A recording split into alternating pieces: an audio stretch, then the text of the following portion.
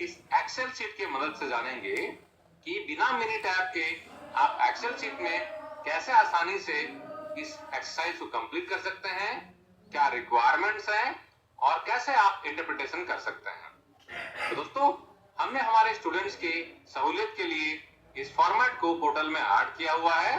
आप कॉन्सेप्ट को यहाँ पर समझ लें, कैसे इंटरप्रिटेशन करना है आप इसको समझ लें और इस फॉर्मेट को डाउनलोड करके आप स्टडी को कंप्लीट कर सकते हैं। यानी कि वैल्यू डालने के बाद में आपका जो रिजल्ट है वो अपने आप मिल जाएगा। आप उसका इंटरप्रिटेशन करके आप इसका इस्तेमाल कर सकते हैं। अगर आप इसको मिनी टैब में करना चाहते हैं दोस्तों, हमने मिनी टैब का भी ट्यूटोरियल्स रखा हुआ है, आप उसको समझ के मिनी टैब का भी स्टडी के लिए इस्तेमाल कर सकते हैं। तो दोस्तों, ये जो फॉर्मेट है काफी सिंपल है और यहाँ पर आपको सिर्फ स्टडी करने के बाद में डेटा एंटर करना है और जैसा कि आप देख सकते हैं सारे के सारे जो एनालिसिस है, कैलकुलेशंस है, ये अपने आप से निकल के आ जाएंगे। तो आइए दोस्तों इस फॉर्मेट को समझते हैं। तो दोस्तों, फॉर्मेट जो आप देख रहे हैं ये जो है मेरा टाइटल है measurement system analysis attribute study और हमने स्टडी के लिए जो सैंपल लिए हैं 50 नंबर्स लिए हैं। तो दोस्तों, हम जानते हैं कि एट्रीब्यूट एग्रीमेंट स्टडी के लिए हमें कम से कम 30 सैंपल्स लेने चाहिए। हम वेरिएबल स्टडी के लिए 10 सैंपल्स लेते हैं, लेकिन एट्रीब्यूट स्टडी के लिए कम से कम हमें 30 सैंपल लेने होते हैं। तो दोस्तों, हमने यहाँ पर 50 सैंपल लिया है, जो कि एक बेहतर सैंपल साइज होता है एट्रीब्यूट एग्रीमेंट एनालिसिस करने के लिए। दोस्तों, जो हमने मेजरमेंट सिस्टम लिया है जिसके लिए हमें स्टडी कर रहे हैं, उसमें जो पैरामीटर लिया है ये है नेकिंग या थिनिंग का है, जो कि शीट मेटल स्टाम्पिंग ऑपरेशन में, ड्रॉ ऑपरेशन में क्रिएट होता है। यानी कि ड्रॉ ऑपरेशन के 50 पार्ट्स हमने इंस्पेक्ट किए, जिसमें कि जो हमने पैरामीटर सिलेक्ट किया है वो है नेकिंग और थिनिंग को, इसको हमने विजुअली चेक किया है। और दोस्तों, स्टडी के लिए हमने जो अप्रेजर लिए हैं, यानी कि जो हमारे इंस्पेक्टर हैं जो कि रिजल्ट दे रहे हैं चेक करने के बाद में, वो है अंश, अभी और सोम। 3 लोग हैं, अंश है, अभी है और सोम है, और एक हमारा मास्टर यानी कि एक एक्सपर्ट है जिसे कि हम एक्सपर्ट या रेफरेंस सैंपल कर सकते हैं। तो दोस्तों, आप चाहें तो इसका नाम रेफरेंस भी रख सकते हैं या आप मास्टर रख सकते हैं या एक्सपर्ट रख सकते हैं। तो दोस्तों, हमने यहाँ पर रेफरेंस रखा हुआ है। यानी कि एट्रीब्यूट एग्रीमेंट एनालिसिस स्टडी के लिए हमने 50 सैंपल ले लिए हैं। ड्रॉ ऑपरेशन के 50 पार्ट्स हमने लिए हैं, जहां पर कि नेकिंग और थिनिंग को हम विजुअली चेक करेंगे। और हमारे ये 3 स्टडी के लिए अप्रेजर्स हैं।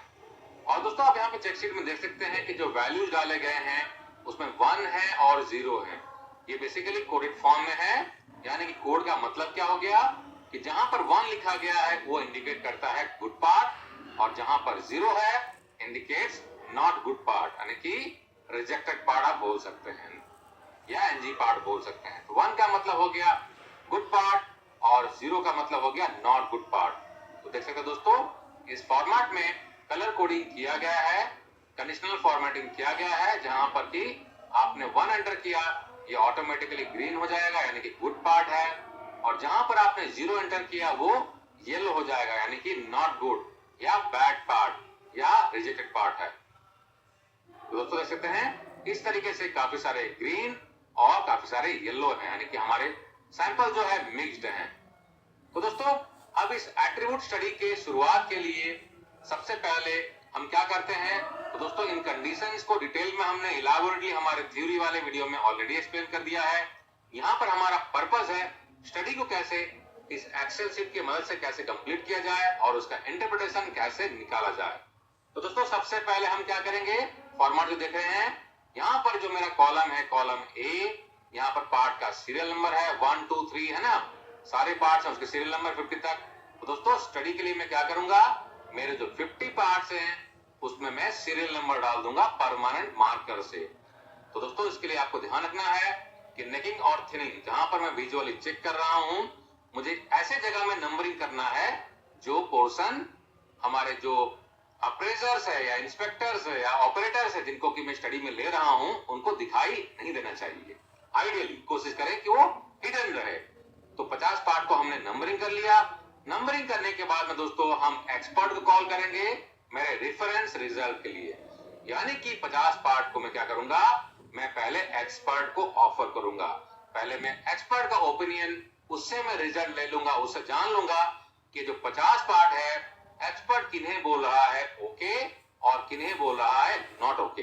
तो हमने दोस्तों यहाँ पर थिनिंग के लिए किया है, आप यहाँ पर स्टडी में एट्रीब्यूट के कोई भी पैरामीटर से आप ले सकते हैं, बर है, क्रैक है, रस्ट है, डैमेज है, बेंड है, या ऐसे कोई भी पैरामीटर या एट्रीब्यूट जो कि एट्रीब्यूट में हो, हम उन्हें स्टडी के लिए ले सकते हैं। तो दोस्तों मेरा रेफरेंस सैंपल मुझे मिल गया, यानी कि मेरे एक्सपर्ट ने बताया कि पहला 2 सैंपल जो है सीरियल नंबर 1 और 2 जो है गुड पार्ट है, 3, 4 और 5 जो है वो नॉट गुड है। इस तरीके से उसने सारे पार्ट को चेक किया और मुझे बता दिया कि टोटल 50 में से 34 पार्ट जो है गुड पार्ट है और 16 पार्ट जो है बैड पार्ट है। तो दोस्तों आपको ध्यान रखना है, क्योंकि हमने ऑलरेडी थ्योरी वाले वीडियो में एक्सप्लेन किया हुआ है कि जो पार्ट आप यहाँ पर सिलेक्ट करेंगे, हमने 50 पार्ट सिलेक्ट किया हुआ है, तो जो 50 पार्ट आप सिलेक्ट करेंगे उसमें मिक्स सैंपल होने चाहिए, यानी कि आपके पास में गुड पार्ट भी होने चाहिए, नॉट गुड पार्ट भी होने चाहिए और कुछ बॉर्डर केसेस भी होने चाहिए। बॉर्डर केसेस का मतलब पार्ट तो गुड में है या तो पार्ट बैड में है, लेकिन बॉर्डर केस है ना, थोड़ा सा डाउट हो रहा है।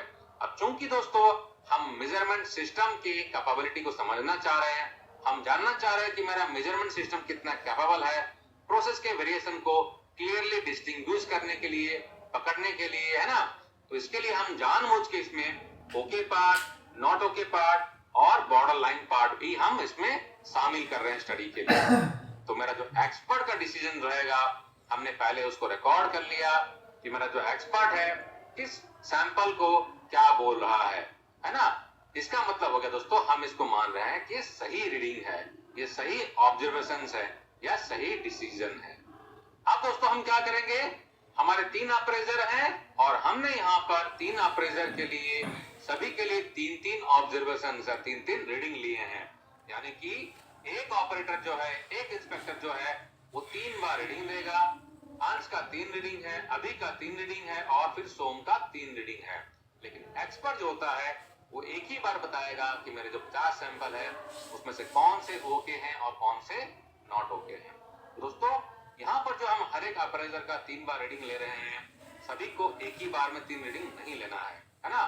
तो हम पहले क्या करेंगे, अंश को बुला लिया हमने, अंश को हम 50 सैंपल ऑफर करेंगे ऑब्जर्वेशन के लिए, और जो ये 50 पार्ट हम अंश को ऑफर कर रहे हैं चेक करने के लिए, उसे हम रैंडम ऑर्डर में देंगे, यानी कि सीरियल लाइन के हिसाब से हम उसको नहीं देंगे, हम इसको मिक्स कर देंगे और मिक्स करके कोई भी नंबर कभी भी देंगे, है ना।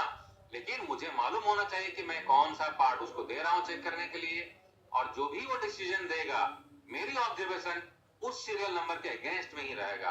यानी कि पहले अंश क्या करेगा, उसको मैं ये सारे नंबर जो है रैंडम ऑर्डर में 1 से 50 तक ऑफर करूंगा। पहले मैंने 12 नंबर दे दिया, 8 नंबर दे दिया, फिर 4 दिया, 17 दे दिया, फिर 3 दिया। इस तरीके में घुमा फिरा के उसको पार्ट ऑफर करूंगा और हर पार्ट को वो चेक करेगा और चेक करके मुझे डिसीजन देता जाएगा कि ओके है, नॉट ओके है, और उसके डिसीजन को मैं कोड के हिसाब से यहाँ पर लिखता चला जाऊंगा। तो दोस्तों अंश के इस तरीके से एक राउंड कंप्लीट करने के बाद में, यानी कि अंश ने एक बार सारे 50 पार्ट को चेक कर लिया, उसके सारे रीडिंग मैंने लिख दिए, ये कॉलम मेरा भर गया, है ना। उसके बाद मैं क्या करूंगा, अंश को मैं जाने दूंगा और मैं फिर अभी को बुला लूंगा और अभी का उसी तरीके से मैं पहला राउंड कंप्लीट करूंगा। तो मेरा अंश का पहला राउंड हो गया, अभी का पहला राउंड हो गया, फिर मैं सोम को बुला लूंगा और सोम को मैं ऑफर करूंगा रैंडम ऑर्डर में 1 से 50 नंबर के पार्ट सारे को रैंडम ऑर्डर में ऑफर करूंगा और उससे पूछूंगा ये पार्ट गुड है या नॉट गुड है, क्या है बताओ, है ना। तो सोम ने एक बार पूरा राउंड कंप्लीट कर लिया 1 से 50 तक, है ना, यानी कि तीनों के मेरे पहले राउंड हो गए। उसके बाद में फिर मैं अंश को दूसरे राउंड के लिए बुलाऊंगा, इसका कंप्लीट करूंगा, है ना, रैंडम ऑर्डर में। फिर मैं अभी को दूसरे राउंड के लिए बुलाऊंगा, फिर सोम को दूसरे राउंड के लिए बुलाऊंगा, 2 राउंड मेरे कंप्लीट हो जाएंगे पूरे, है ना। फिर मैं अंश को थर्ड राउंड के लिए बुलाऊंगा, फिर अभी को भी थर्ड राउंड के लिए बुलाऊंगा और सोम को उसके बाद में फिर थर्ड राउंड के लिए बुलाऊंगा। यानी कि एक बार में ऑब्जर्वेशन लेने के लिए मैं एक ही अप्रेजर को एक बार में बुलाऊंगा, उसका एक साइकिल कंप्लीट होता है, सारे 50 पार्ट उससे मैं चेक करवा लेता हूं, डिसीजन ले लेता हूं, उसको जाने दूंगा, फिर मैं दूसरे अप्रेजर को बुला के उससे 1 से 50 पार्ट रैंडम ऑर्डर में ऑफर करके उसका ऑब्जर्वेशन में ले लूंगा। तो दोस्तों मेरे सारे ऑब्जर्वेशन आ गए, मैंने सबसे 3-3 राउंड करवा लिया। 50 पार्ट थे, एक के मेरे 3 राउंड हो रहे हैं, यानी कि एक से मुझे 150 रीडिंग मिलेंगे, तो तीनों के मिला के मुझे टोटल 450 रीडिंग मिलेंगे, ऑब्जर्वेशन मिलेंगे। और इसके अलावा रेफरेंस या सैंपल या मास्टर का जो मेरा रीडिंग है 50 रीडिंग, वो भी आ गया। तो मेरे स्टडी के लिए डाटा कलेक्शन हो गया। अब आप सारे अप्रेजर को जाने दीजिए, उनकी जरूरत नहीं है। अब आपको रिजल्ट देखना है। दोस्तों आपने इस फॉर्मेट का अगर इस्तेमाल किया है तो यहाँ पर आपको कोड में भरना है 1 या 0, रिजल्ट अपने आप निकल जाएगा। वैसे दोस्तों इस तरह के काफी सारे सैंपल फॉर्मेट जो हैं ऑलरेडी अवेलेबल हैं। आप अगर अपना फॉर्मेट इस्तेमाल कर रहे हैं तो शायद इससे काफी मिलता जुलता ही होगा, है ना। और जैसे कि हम जानते हैं कि मेरा जो मैनुअल है AIIG की, उसकी रिक्वायरमेंट है कि मुझे मेरे स्टडी के लिए मुझे क्या क्या चेक करना है, मुझे इफेक्टिवनेस चेक करना है, मुझे मिस रेट चेक करना है, मुझे फॉल्स अलार्म रेट चेक करना है, और मुझे कपा वैल्यू भी चेक करना है। तीनों अप्रेजर का, जितने अप्रेजर मेरे स्टडी में इन्वॉल्व हैं, आपने 2 लिया है, 3 लिया है, 4 लिया है, सारे के लिए मुझे उनके कपा वैल्यू चेक करना है ना, उनके इफेक्टिवनेस परसेंटेज चेक करना है, मिस रेट चेक करना है, और फॉल्स अलार्म रेट चेक करना है। तो दोस्तों पहले जान लेते हैं इनका एक्सेप्टेंस क्राइटेरिया क्या है। हालांकि हमने इसको ऑलरेडी थ्योरी पार्ट में समझा हुआ है, लेकिन यहाँ पर एक बार और समझ लेना जरूरी है। तो दोस्तों पहले देख लेते हैं इफेक्टिवनेस। तो दोस्तों मेरा इफेक्टिवनेस का एक्सेप्टेंस क्राइटेरिया जो होता है, effectiveness should be more than और इक्वल टू 90%। अगर 90% ज्यादा है आइडियली ये एक्सेप्टेबल होता है, यानी कि अप्रेजर जो है एक्सेप्टेबल है, सही काम कर रहा है, सही ऑब्जर्वेशन उसकी है। लेकिन अगर उसकी इफेक्टिवनेस 80 से 90% के बीच में आ रहा है तो आप इसको मार्जिनली एक्सेप्टेबल कंडीशन में समझ सकते हैं, यानी कि एक्सेप्ट तो कर रहा हूं लेकिन इसमें इंप्रूवमेंट चाहिए। कंडीशनली आप इसको एक्सेप्ट कर रहे हैं और उसमें इंप्रूवमेंट करवाएंगे। लेकिन दोस्तों अगर ये इफेक्टिवनेस स्कोर जो है अगर 80% से कम आ रहा है, ये एक्सेप्टेबल नहीं होता है। यानी कम से कम तो 80% आना ही चाहिए। वैसे अगर 90% से ऊपर है तो बढ़िया है, और आइडियली आपका एक्सेप्टेंस क्राइटेरिया जो होना चाहिए 90% से ऊपर होना चाहिए इफेक्टिवनेस के लिए। और जो मिस रेट है और फॉल्स अलार्म है, दोस्तों हम जानते हैं मिस रेट किसे कहते हैं। हम मिस रेट का मतलब हो गया हमने मिस कर दिया, यानी कि पार्ट जो था नॉट ओके था, मैंने इसको ओके बोल दिया, यानी कि मैंने मिस कर लिया, है ना। तो इसका जो एक्सेप्टेबल लेवल है दोस्तों, miss rate should be less than और इक्वल टू 2%। तो टोटल जितने भी आपके ऑब्जर्वेशंस हैं उसमें से सिर्फ 2% ही आपके रॉन्ग ऑब्जर्वेशंस होने चाहिए, रॉन्ग रीडिंग आनी चाहिए, है ना, मिस रेट के लिए। अगर ये इतना है तो आपका एक्सेप्टेबल है। लेकिन अगर आपका 2% से लेके 5% के बीच में अगर आ रहा है तो आप कंडीशनली उसको एक्सेप्ट कर सकते हैं मिस रेट कंडीशन को। नीड्स इंप्रूवमेंट, आपको इंप्रूवमेंट करना है। लेकिन अगर 5% से ज्यादा आ रहा है मिस रेट, ये एक्सेप्टेबल नहीं है, रेड जोन में आ गया। तो यहाँ पर आप जो देख रहे हैं दोस्तों, रेड जोन वाले सारे जो हैं ये नॉट एक्सेप्टेबल होते हैं। ये जो येलो में है कंडीशनली एक्सेप्टेबल है, लेकिन बेस्ट होता है कि अगर आपके सारे ग्रीन। और फॉल्स अलार्म क्या होता है, मैं फॉल्स अलार्म दे रहा हूं, यानी कि पार्ट तो ओके है, मैं इसे नॉट ओके बोल रहा हूं, है ना, मैं गलत अलार्म दे रहा हूं। तो इसके लिए एक्सेप्टेंस क्राइटेरिया क्या है कि मेरा फॉल्स अलार्म रेट जो है परसेंटेज में शुड बी लेस देन और इक्वल टू 5%। 5% से बहुत बढ़िया है, एक्सेप्टेबल है, ग्रीन है, एक्सेप्ट कीजिए। लेकिन अगर 5% से 10% के बीच में आ रहा है, कंडीशनली मार्जिनली एक्सेप्टेबल है ना, इसे आप येलो कर दीजिए। और अगर आपका ये 10% से ज्यादा आ रहा है, नॉट एट ऑल एक्सेप्टेबल, बिल्कुल नहीं चलेगा, इसमें आपको रिजेक्ट करके इंप्रूवमेंट करना है। तो अगर आपका इफेक्टिवनेस लेस देन 80% आ रहा है, मिस रेट मोर देन 5% आ रहा है, फॉल्स अलार्म मोर देन 10% आ रहा है, ये इसको रिजेक्ट करेंगे, है ना। अगर आपका इफेक्टिवनेस 80 से 90% के बीच में आ रहा है, मिस रेट आपका 2 से 5% के बीच में आ रहा है, फॉल्स अलार्म आपका 5 to 10% के बीच में आ रहा है, इसको आप मार्जिनली या कंडीशनली एक्सेप्ट कर सकते हैं और इसमें आप इंप्रूवमेंट करेंगे। दोस्तों लास्ट हो गया हमारा कपा वैल्यू, है ना। तो कपा वैल्यू के लिए एक्सेप्टेंस क्राइटेरिया होता है, ये वैल्यू जो होता है शुड बी मोर देन 75%, है ना। लेकिन कुछ जगहों में हो सकता है आपको 80% भी नजर आए, 85% नजर आए, है ना। तो वैसे हायर द बेटर होता है, लेकिन जनरली माना जाता है कि 75% मिनिमम होना चाहिए, है ना। तो दोस्तों ये हो गया हमारे एक्सेप्टेंस क्राइटेरिया, कंडीशंस हो गए। अब इस केस में क्या हुआ है, हमें कुछ करने की जरूरत नहीं है, हमें डायरेक्टली रिजल्ट देखना है। दोस्तों आप देख सकते हैं यहाँ पर A with respect to reference cross tabulation जो किया है, इसका कपा वैल्यू जो आया है 87% आया है ना। यानी कि A जो ऑपरेटर है, अप्रेजर है, A कौन है मेरा पहला वाला अंश जो है ना। अंश जो है मेरा उसका कपा वैल्यू जो है 0.879 आ रहा है, यानी कि ये एक्सेप्टेबल हो रहा है। बी का जो कपा वैल्यू है, यानी कि अभी का जो कपा वैल्यू है ये 0.92 आ रहा है, बढ़िया आ रहा है, एक्सेप्टेबल है। कपा वैल्यू मेरा कम से कम 75% से ऊपर होना चाहिए। यहाँ पर 87 आ रहा है, यहाँ पर 92% आ रहा है, बढ़िया है। और सी का जो मेरा कपा वैल्यू आ रहा है ये 0.77 है, बहुत अच्छा नहीं है ना। बहुत ही नजदीक से एक्सेप्ट हो रहा है, वैसे एक्सेप्टेबल तो है लेकिन इसमें बेटर होना चाहिए। तो दोस्तों यहाँ पर देख सकते हैं आप, यहाँ पर समरी बनाया है ना। और कपा वैल्यू जो है मेरा रेफरेंस के साथ में विद रिस्पेक्ट टू मास्टर या एक्सपर्ट ए बी और सी तीनों मेरे ग्रीन लेवल में आ रहे हैं, एक्सेप्टेबल हो रहे हैं, क्योंकि ये 75% से ज्यादा है। और दोस्तों यहाँ पर आप देख सकते हैं कि मेरे जो अप्रेजर्स हैं ए अंश, बी अभी और सी सोम जो हैं, उनके इफेक्टिवनेस, मिस रेट और फॉल्स अलार्म के रेट दिए गए हैं। तो आप देख सकते हैं दोस्तों कि इफेक्टिवनेस के क्राइटेरिया में अंश जो है और सोम जो है फेल हो रहे हैं, सिर्फ अभी इस क्राइटेरिया को पास कर रहे हैं, यानी कि ग्रीन में आ रहे हैं, ये कंडीशनली पास कर रहे हैं। लेकिन मिस रेट में तीनों के तीनों फेल कर रहे हैं बुरी तरीके से, क्योंकि मिस रेट में ये 5% से भी ज्यादा आ रहे हैं, यानी कि रेड जोन में आ रहे हैं, जो कि मेरा एक्सेप्टेंस क्राइटेरिया नहीं है ना। और फॉल्स अलार्म रेट में देख सकते हैं कि अंश और अभी जो है क्लियर हो रहे हैं, ग्रीन आ रहा है। लेकिन सोम का जो फॉल्स अलार्म रेट है 8.8 आ रहा है, ज्यादा है। फॉल्स अलार्म रेट जो दोस्तों हम जानते हैं कि 5% से नीचे होना चाहिए, है ना। तो यहाँ पर सोम का 8.8% आ रहा है, यानी कि ज्यादा आ रहा है। तो दोस्तों इस तरीके अगर देखें हम तो सोम जो सबसे खराब है, क्योंकि सोम का इफेक्टिवनेस भी काफी खराब है, यानी कि येलो आ रहा है, मिस रेट में तो फेल ही हो रहा है, और फॉल्स अलार्म में भी ये कंडीशनली एक्सेप्ट हो रहा है। हालांकि अगर मिस रेट के हिसाब से देखें तो अंश, अभी और सोम जो तीनों के तीनों फेल हो रहे हैं।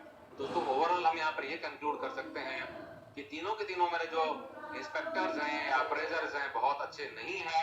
इवन तो इनके इफेक्टिवनेस जो है कंडीशनल एक्सेप्ट हो रहे हैं, false alarm rate conditional accept हो रहे हैं, मिस रेट में ये फेल हो रहे हैं, तो इसमें इंप्रूवमेंट करने की जरूरत है।